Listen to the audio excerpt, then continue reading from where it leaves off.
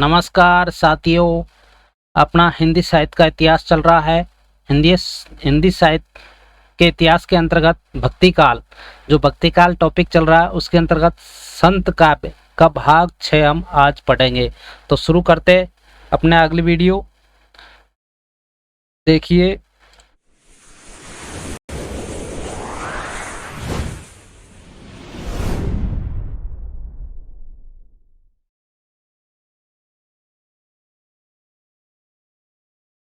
तो प्रिय साथियों, इसमें रीड लेवल फर्स्ट और सेकंड के वीडियो भी अपलोड हो रहे हैं, तो आप बीपी दल पर यूट्यूब चैनल को सब्सक्राइब करिए।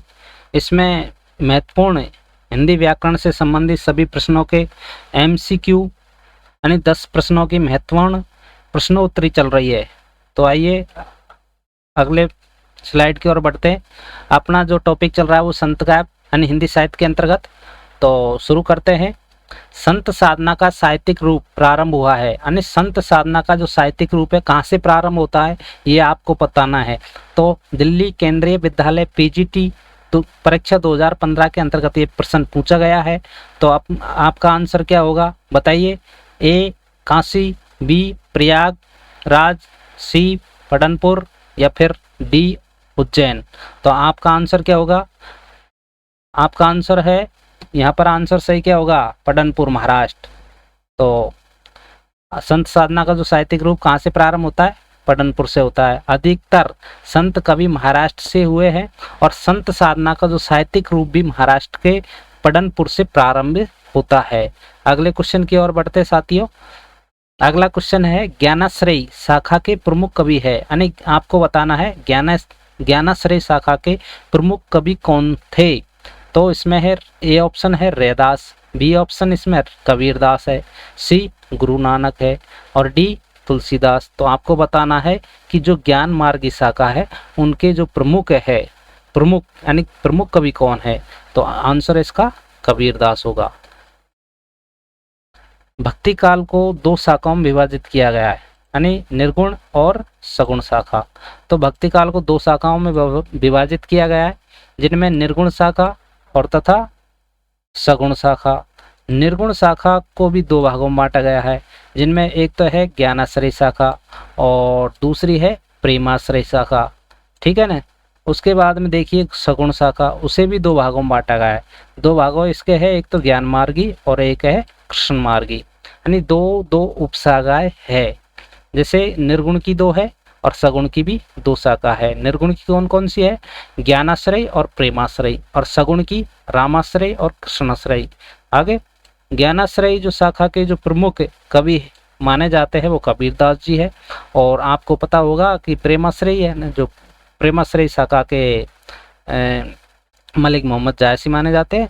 और अन्य प्रसिद्ध जो कवि है, यानी कवि जो ज्ञान मार्गी है, ज्ञान मार्गी शाखा के अंतर्गत है जो प्रमुख कवि आते हैं वो है एक तो नानक, संत रैदास जी, जिनका उपनाम है रविदास, दादू दयाल, मलूकदास, धर्मदास और सुंदरदास। सुंदरदास बहुत ही अच्छे व्यक्तित्व के धनी थे।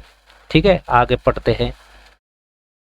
अगला क्वेश्चन है, इनमें से यानी जो 4 ऑप्शन दे रखे हैं, धर्मदास, अग्रदास और दादू दयाल और कबीरदास, इनमें से आपको बताना है कि ज्ञानाश्रय शाखा के जो कवि नहीं है, इनमें से ज्ञानाश्रय शाखा का कवि नहीं है। तो आपको बताना है, तो आपका आंसर क्या होगा? इसका आंसर सही होगा अग्रदास, यानी जो अग्रदास जी है वो ज्ञानाश्रय से संबंधित नहीं है। धर्मदास, दादू दयाल, कबीर, रैदास ये सब क्या है? ज्ञानाश्रय से। अगला क्वेश्चन की ओर बढ़ते हैं।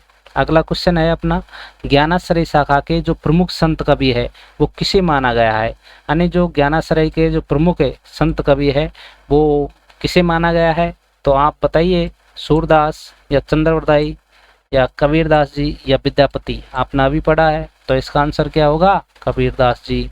अगले क्वेश्चन की ओर बढ़ते हैं। अगला क्वेश्चन है, निम्नलिखित में से संत काव्य परंपरा के अंतर्गत आने वाले कवि का नाम, यानी इनमें से बताना है आपको संत काव्य परंपरा के अंतर्गत न आने वाले कवि कौन है। तो इसके अंतर्गत है कबीर या फिर दादू दयाल, नानक या नंददास।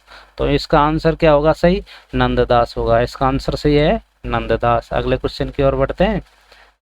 निर्गुण संत कवियों में सर्वाधिक शास्त्रज्ञ एवं सुशिक्षित माने जाते हैं, यानी इनमें से सबसे पढ़े लिखे और शास्त्रों का ज्ञान कौन से कवि को था, यानी जो ज्ञान मार्गी है, यानी संत कवियों में सर्वाधिक पढ़े लिखे और सुशिक्षित और शास्त्रज्ञ थे।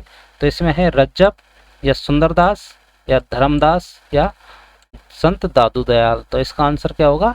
सुंदरदास होगा। सुंदरदास जो है वो शास्त्रज्ञ थे और पढ़े लिखे थे। यानी निर्गुण संत कवियों में सर्वाधिक जो शास्त्रज्ञ और पढ़े लिखे जो व्यक्तित्व के धनी थे वो सुंदरदास जी थे।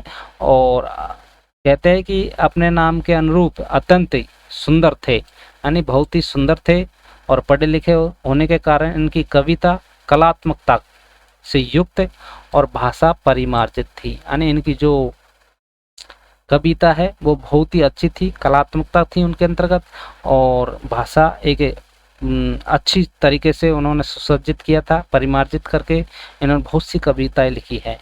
तो आपको पता होगा कि सर्वाधिक पढ़े लिखे कवि कौन है? सुंदरदास, जो दौसा राजस्थान से बिलोंग करते हैं।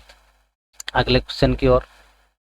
अगला क्वेश्चन है अपना, निम्नलिखित संत कवियों में से कौन संत कवि पढ़ा लिखा था? इनमें से बताना है कि कौन सा जो कवि है वो पढ़े लिखे थे। तो इसमें अभी पढ़ा था आपने सुंदरदास।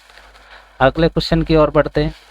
अगला क्वेश्चन है कि इनमें से कौन से कवि संत कवि नहीं है, यानी इनमें से बताना है कि आपको कि कौन से कवि है वो जो संत कवि नहीं है, यानी कबीरदास जी या फिर रैदास। सी ऑप्शन है गुरु नानक और डी ऑप्शन है इसमें तुलसीदास। तो इसका आंसर क्या होगा? इसका आंसर होगा तुलसीदास। तुलसीदास तो किससे संबंधित है?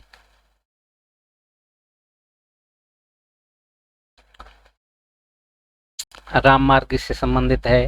तो अगले क्वेश्चन की ओर बढ़ते हैं। अगले क्वेश्चन है, कबीरदास, रैदास, गुरु नानक, नामदेव, दादू दयाल, सुंदरदास, मलुकदास आदि संत कवि है, जबकि तुलसीदास भक्ति काल के राम भक्ति धारा के प्रमुख कवि माने जाते हैं। अगले क्वेश्चन की ओर बढ़ते हैं साथियों। अगला क्वेश्चन है अपना, हरड़े वाणी और अंगवधु किसकी रचना है? हरड़े वाणी और अंगवधु रचना किसकी है, ये आपको बताना है। तो इसकी रचना किसकी है? ये कोई टेक्निकल समस्या आ गई है साथियों। इसका आंसर होगा दादू दयाल। अगले क्वेश्चन की ओर बढ़ते हैं।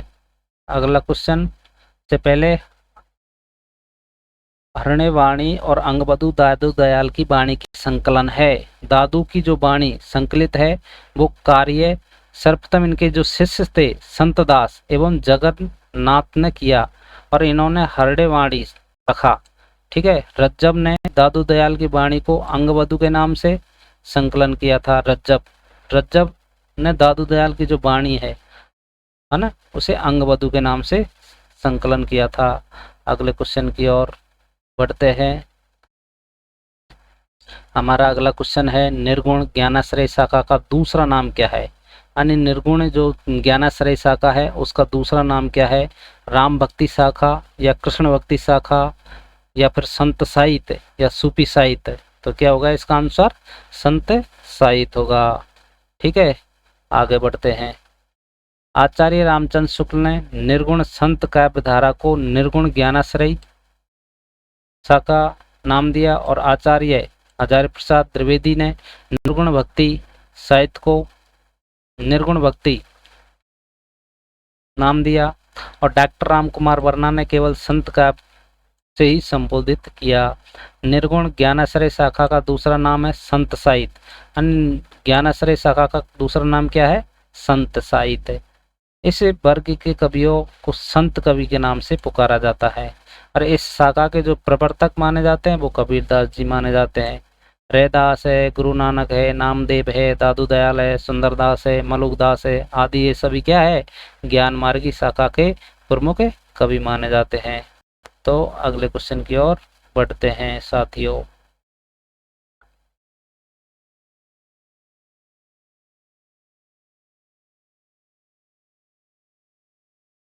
ठीक है, आज के लिए इतना ही काफ़ी।